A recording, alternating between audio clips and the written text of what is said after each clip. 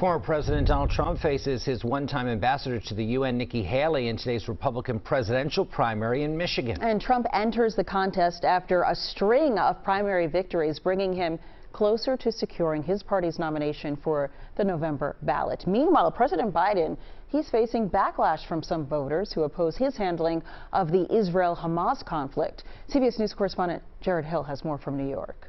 Ahead of today's primary in Michigan, 2024 Republican presidential candidate Nikki Haley vowed to keep up the fight against her party's frontrunner, former President Donald Trump. I'm fighting to make sure he's not the nominee. I don't think he or Joe Biden should be president.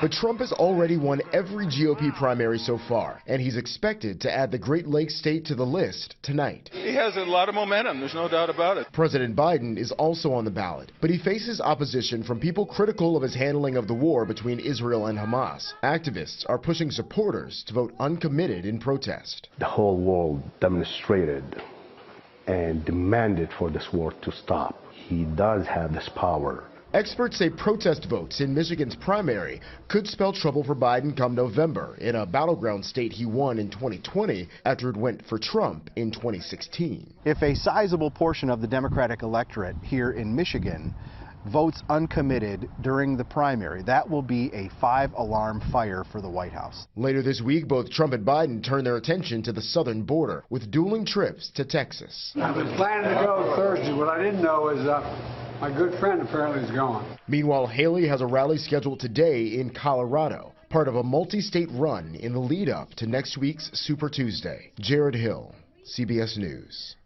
Meanwhile, Manhattan prosecutors are asking the judge overseeing Donald Trump's criminal hush money case to impose a gag order. They want to stop the former president from commenting about many participants in the trial.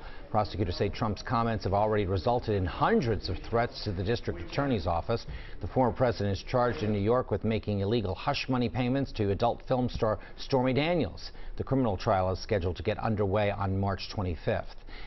Donald Trump Jr. received a letter containing an unidentified white powder at his Florida home. Investigators are looking into what the substance is, but they do not believe it is dangerous. The letter also contained a threat.